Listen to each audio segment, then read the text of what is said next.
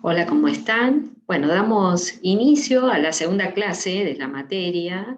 Estamos situados de lleno en la unidad número 1, trabajando de lleno el concepto de familia. Ya han tenido la primera clase presencial en donde discutieron, se pusieron en juego muchas visiones, percepciones acerca de lo que es familia. Y ahora encaminamos esta segunda clase profundizando, sobre todo los aportes de las ciencias sociales para revisar la noción de familia. Bien, y ante todo los supuestos de la familia nuclear. Como trabajaron entonces en la primer clase, nosotros sabemos que para el trabajo social hay bueno, de alguna manera un desafío muy importante y es cómo posicionarnos frente a los cambios que se producen en la familia. Y el desafío que se presenta para el trabajo social es en relación a la diversidad de formas de ser familia. Y bueno, el autor también nos ayuda a atender con qué conceptos vamos a avanzar. ¿Vamos a hablar de funcionalidad y disfuncionalidad entre las familias? ¿O sería más productivo pensar en estabilidad, inestabilidad o desestabilidad? ¿Pero en qué sentido? El autor se posiciona de manera muy clara, no en términos de los comportamientos morales ni de las formas de vida. Va a hablar de la posibilidad de pensar en estabilidad y desestabilidad de los grupos familiares, siempre atendiendo a las condiciones de vida materiales. En ese sentido, el autor, Carballeda, aboga por un concepto que nos permita advertir la heterogeneidad de las familias y entre las familias junto a la complejidad y singularidad. Preguntas que nos hacemos. Si no se reside bajo un mismo techo, ¿estamos ya pudiendo decir que no hay familia? Y si no hay lazos de parentesco, si no hay lazos de sangre, ¿deja haber lazos de parentesco? ¿Cómo nos situamos frente a los cambios? La diversidad hoy por hoy es muy amplia y sin embargo hay supuestos que persisten. Este es el foco de la clase de hoy. Aquí hay una nota periodística de un matutino porteño cuyo titular dice: dar en adopción un bebé a un hombre soltero y de 52 años. ¿Qué es lo que hace que este evento sea noticiable? ¿Por qué un matutino va a sacar una nota con esta temática? Bueno, podemos decir que al menos hay tres supuestos sobre el que el titular de esta nota avanza. Un primer supuesto es la condición de género. En las sociedades, como bien sabemos, se instala la concepción de que hay un género más apto para el cuidado infantil. Pero además se lo instala considerando que es más apto en términos naturales, por naturaleza, y sabemos que se adjudica así a la mujer. Es algo para pensar y reflexionar y lo trabajaremos en la unidad número 2. Pero también hay un supuesto en la sociedad acerca de que hay una edad propicia para, por ejemplo, configurarse como padre o madre. La noticia viene a confrontar o a poner sobre el tapete ese supuesto. Y hay una tercera cuestión que tiene que ver con la condición. En la sociedad persiste una conceptualización de la familia más idónea para el cuidado y la crianza. Y al hacer noticiable esta nota, vamos a poner, bueno, sí, a consideración la familia nuclear como la más apta. Hay también una difusión del modelo de familia nuclear que pervive. Este es un afiche que, bueno, se ha colocado en las calles en el momento que se está debatiendo, en el año 2010, el matrimonio igualitario, ¿no? La ley de matrimonio igualitario, que es la ley de matrimonio civil, pero llamado comúnmente como matrimonio igualitario. Esta es una difusión, un afiche que viene a discutir esa ley. Todo niño tiene derecho a tener una mamá y un papá. Aquí vemos la fijeza del concepto de familia nuclear. Es absolutamente necesario que revisemos esta percepción de que instaura el modelo de familia nuclear como la más natural, la genuina. ¿Por qué? porque sabemos que esa es una construcción ideológica incluso. La pregunta es, ¿existe un modelo de familia más natural que otros? ¿Hay uno que sea más normal? ¿Es la familia nuclear la institución natural? Abogamos por la necesidad de desnaturalizar el modelo de familia nuclear. ¿A qué llamamos familia nuclear? Primer punto, pongámonos de acuerdo. La antropología muy tempranamente trabajó estos temas, la sociología también los trabaja, disciplinas de las humanidades y las ciencias sociales. ¿A qué se denomina familia nuclear? Bien, no es tan fácil dar su definición. Por favor, tienen que atender en la ficha de cátedra una definición que provee las ciencias sociales. Es decir, vamos a tratar de no anunciar a la familia, definirla a la familia nuclear como mamá y papá y los hijos. Vamos a tratar de describirla teniendo en cuenta, si se observa mi cursor, teniendo en cuenta las relaciones que se ponen en juego. Cuando hablamos de modelo de familia nuclear, estamos hablando de aquella relación establecida a partir de un matrimonio, que no es cualquier matrimonio, es un matrimonio estable, formal y heterosexual, que puede no serlo, pero en el modelo prototípico la heterosexualidad se marca como un hecho natural y necesario. El modelo prototípico además marca que no es cualquier tipo de matrimonio, que es además un matrimonio monógamo. Y es importante decir esto porque podría no serlo. Pero además el modelo prototípico señala la vinculación de estos adultos con una prole unida por lazos de sangre, todos cohabitando. Estos son elementos fundamentales de familia. Pero ¿cómo surge esta conceptualización? Bien, en la ficha de cátedra se van a encontrar entonces con la referencia de una antropóloga que se llama Françoise Sonavent. Y Françoise Sonavent va a ayudar a entender cómo la familia, como término, es de origen latino, se inaugura en Roma su uso, y en principio vino a decir y vino a definir el conjunto de esclavos y servidores que vivían bajo un mismo techo. Mucho después se incorporó también la figura del amo. Y sucesivamente se fue incluyendo esta conceptualización que incluye, pone mucho el foco en la sangre. O sea, en un inicio la familia no hacía referencia a los lazos de sangre. Sucesivamente en Occidente la sangre comenzó a ser relevante. Entonces, en la antropología se utiliza un esquema que no es necesario que nosotros lo apliquemos para las sociedades contemporáneas. Esto tuvo que ver con el origen de la disciplina y es simplemente interesante saber los elementos, más que nada porque van a estar presentes en la bibliografía. La disciplina antropológica decidió armar estos esquemas para figurar de manera fácil, identificar al varón, a la mujer, perdón, a la mujer y a los niños. Y también estableció cómo se llaman esas relaciones. Las vamos a nombrar simplemente para el ejercicio que sigue. A la relación entre hombre y mujer adultos, y señalados bajo estas dos líneas, se llamó la alianza, que es el matrimonio, está aquí. Esta relación se denomina la filiación, es la vinculación entre esos adultos y la prole, y esta línea horizontal, que estoy marcando con el cursor, está indicando la germandad.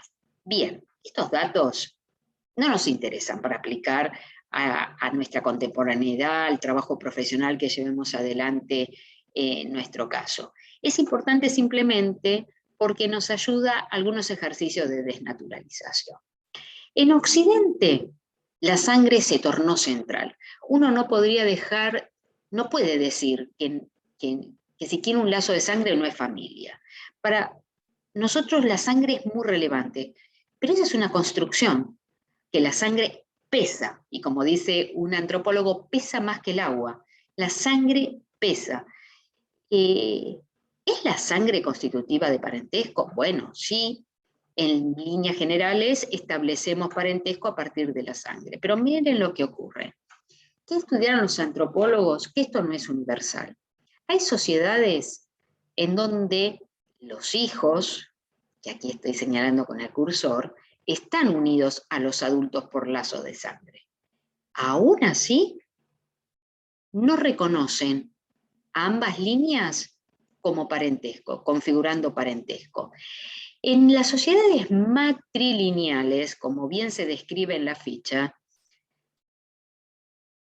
los adultos y los niños solo son reconocidos como parientes en la línea de la mujer.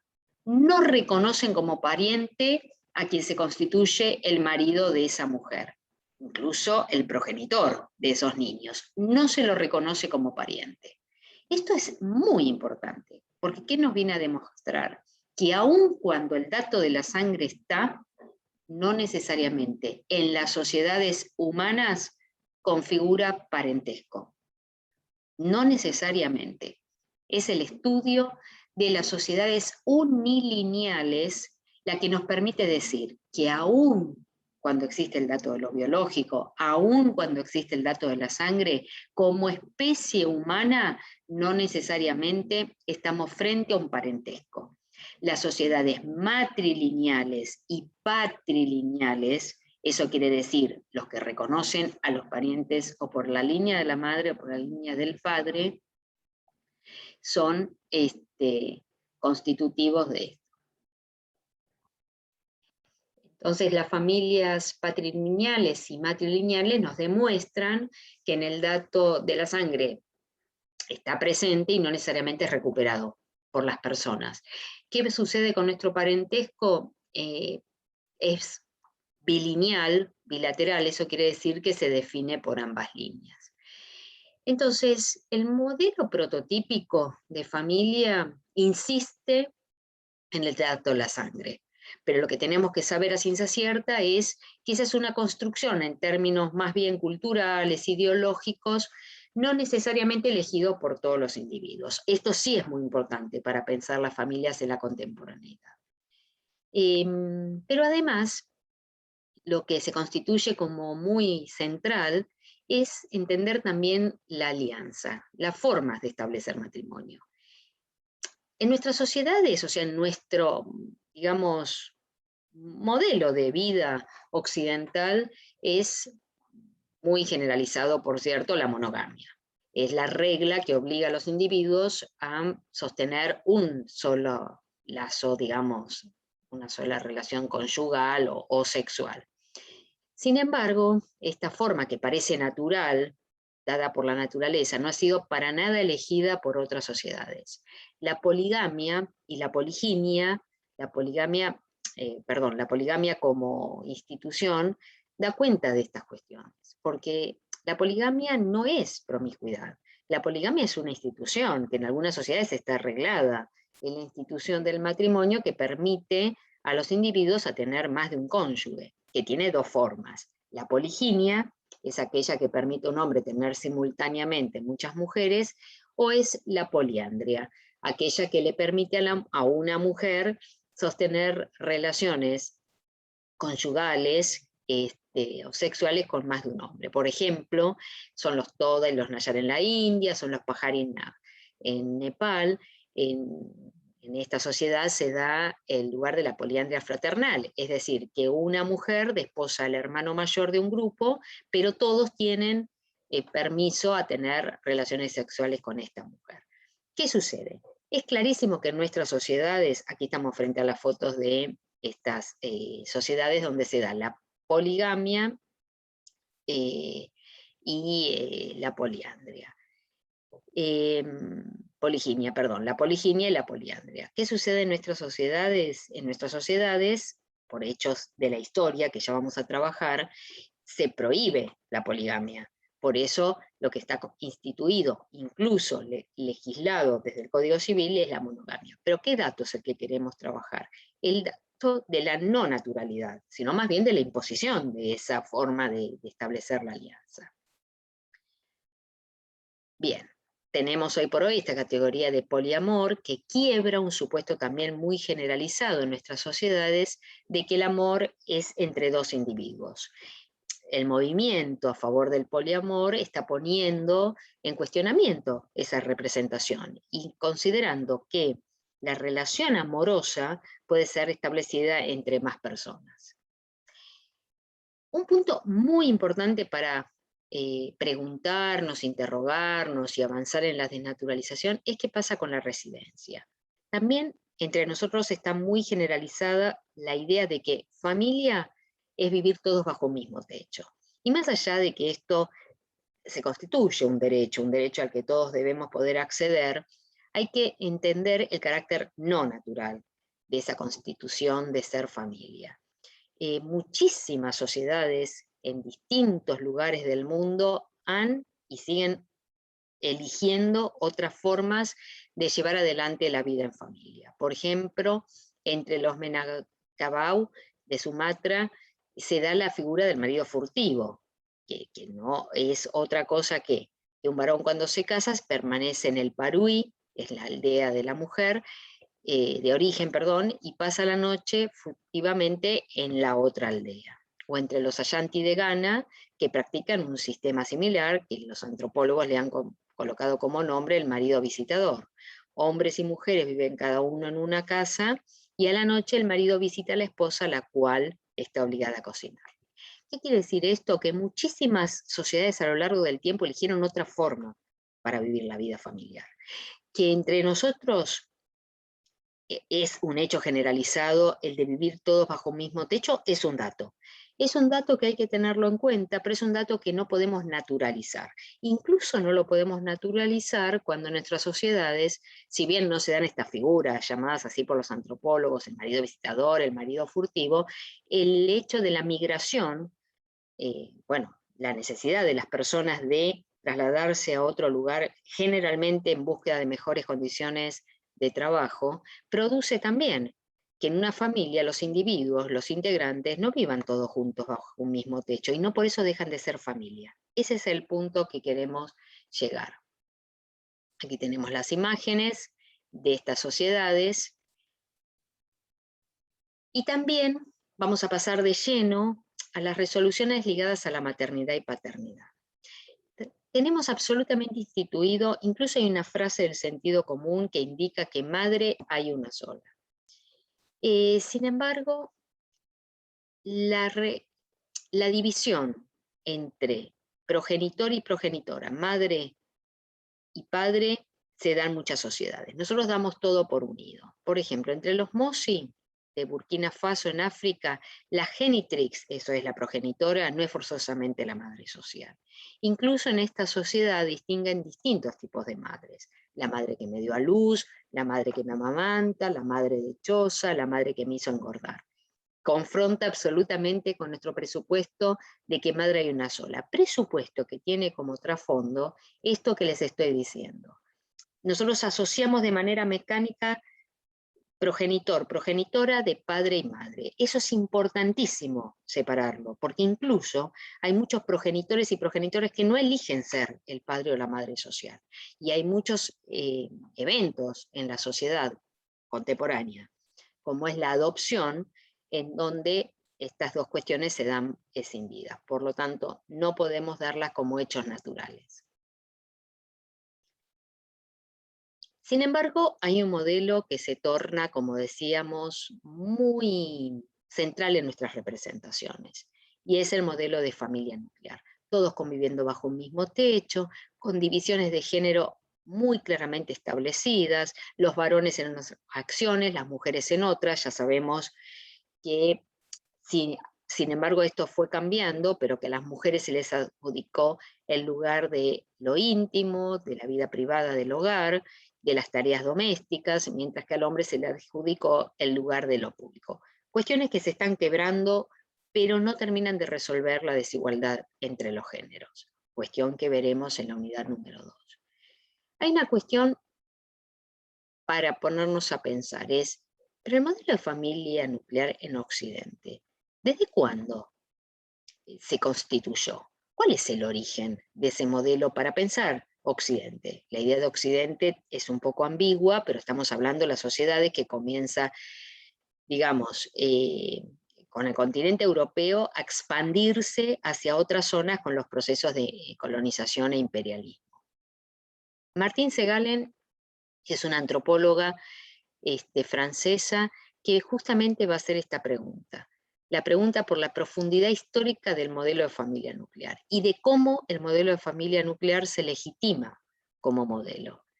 Es claro que el industrialismo y el capitalismo, la instauración del capitalismo es central en esta configuración de este modelo que vemos aquí hacia la derecha como el modelo más idóneo para llevar adelante la vida, para llevar adelante las crianzas. Y esto tiene que ver con los requerimientos del modelo capitalista y sobre todo la instauración del industrialismo, en donde necesitó que la división de géneros esté claramente establecida, requirió además que el trabajador pueda tener también un espacio en donde se reproduzca la fuerza de trabajo, y el lugar de reproducción de la fuerza de trabajo está dada por la familia, y si no hay una mujer disponible para esa reproducción, no se puede, digamos, reproducir esa fuerza de trabajo para el capitalismo. De todas formas, el capitalismo e industrialismo fue un proceso muy complejo, incluyó también a las mujeres y a los niños y a las niñas, pero requirió de la instauración de este modelo. ¿Por qué es importante el texto de Martín Segalen? Porque confronta con esta visión que sitúa el inicio de la legitimación del modelo de familia nuclear en el capitalismo. La autora nos va a hablar que, por supuesto, que el capitalismo y la imposición del industrialismo contribuyó a legitimar el modelo de familia nuclear, pero este modelo comienza a ser fomentado y difundido mucho antes en Europa. ¿Y dónde hay que situar ese origen? Hay que situarlo en el siglo IV. ¿Por qué en el siglo IV? Por un hecho histórico. Cuando Constantino se convierte al cristianismo, es necesario, bueno, instaurar a esta religión eh, que ya se torna legal, y recaudar también los elementos materiales que permitan, por ejemplo, la reproducción. Y en ese sentido, es en el siglo IV, como bien lo señala el texto de Martín Segalen, que la Iglesia Católica, una institución específica, en este caso la Iglesia Católica, prohíbe muchísimas prácticas que eran usuales en Europa: la poligamia, la adopción, el concubinato, el divorcio, volverse a casar.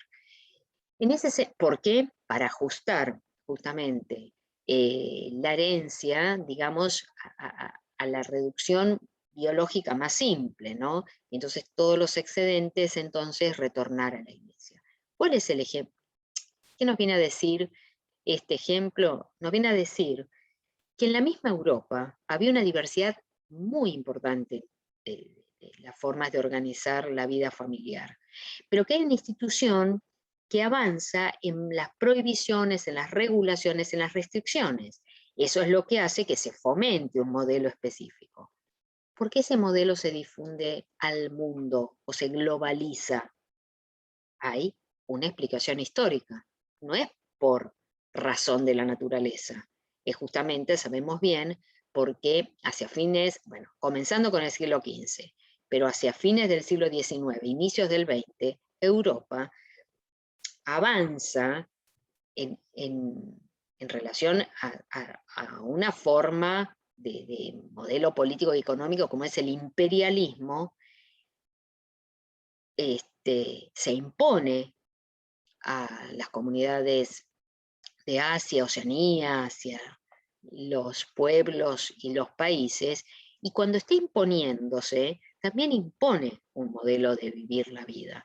Y una de esas imposiciones tiene que ver con la imposición del modelo de familia nuclear. Fíjense que el texto de Martín Segalen habla de todas estas cuestiones, pero también habla de las formas en que han sido contestadas esas imposiciones. Porque algo hay que entender. Esa imposición implicó una suerte de nuclearización de la familia en términos globales, pero no necesariamente una occidentalización. Los distintos países fueron también contestando a esas imposiciones dadas por Europa. Lo que nada quita, y sobre todo para nuestro país, como producto de la colonización española, que tengamos a ese modelo muy instaurado en nuestros imaginarios. Incluso cuando le pedimos ejercicios escolares o pensar la biografía de las personas, estamos pensando en un modelo donde tiene que haber de parentesco por las dos líneas, todos cohabitar en una misma residencia, etc. Pierre Bourdieu es el siguiente texto que tienen para leer como bibliografía obligatoria. Este sociólogo francés va a ser muy claro al decir que la dominación, la definición dominante de familia, se apoya en una constelación de palabras. Familia normal, masón, masoné, house, home, casa. Estas son cuestiones que tenemos que problematizar, preguntarnos, cuestionarnos, para tener una definición más amplia de familia, que no se reduzca al modelo nuclear. Porque además el autor marca dos propiedades de esta definición. Una es que cuando pensamos en familia, muchas veces lo pensamos incluso como una entelequia, algo que sobrevuela a las personas, con vida propia. El antropoformismo, le dice él. Pero además pensamos a la familia como un universo cerrado en sí mismo, ¿no? de puertas hacia adentro. Esa exaltación de que a la familia nadie la toca, la familia como mundo íntimo. Incluso la frase la familia como base de la sociedad. Son términos muy complejos. ¿Por qué? Porque se quedan detenidos en una sola forma de familia, que es la familia nuclear. ¿Es la familia nuclear natural? No. ¿Es la familia nuclear la única que ha existido? No. La diversidad en los modelos de familia es histórica. Siempre hubo diversidad en la forma de vivir la familia. Incluso en la prehistoria también hubo modelo de familia nuclear, pero junto con modelo de familia nuclear hubo otras formas de constituirnos como familia. La diversidad entre las familias es constitutiva de la especie humana. Sin embargo, un modelo se instauró como el más legítimo y el mejor, que es el modelo de familia nuclear. Consideramos que si queremos tener intervenciones idóneas que no marquen funcionalidad y disfuncionalidad de la familia, de acuerdo a estén cerca o se corran del modelo de familia nuclear, es central trabajar estos aportes de las ciencias sociales. Les dejamos, aquí esta última fotografía muestra la intervención de una mujer trabajadora social en los años 30, una familia numerosa. Les dejamos la bibliografía para leer, les dejamos un pequeño ejercicio para reflexionar y continuamos en la próxima clase, ahora sí presencial, con el texto de Pierre Bourdieu, analizando punto a punto cómo en esa construcción hubo agentes muy claves, y uno es el Estado. El Estado produciendo también con fuerza en nuestra contemporaneidad la legitimación de determinada forma de ser familia, que no necesariamente abarca todas las experiencias sociales. Bien, entonces aquí dejamos la clase, esta clase asincrónica, vamos a levantar las dudas que surjan y continuar en la clase presencial.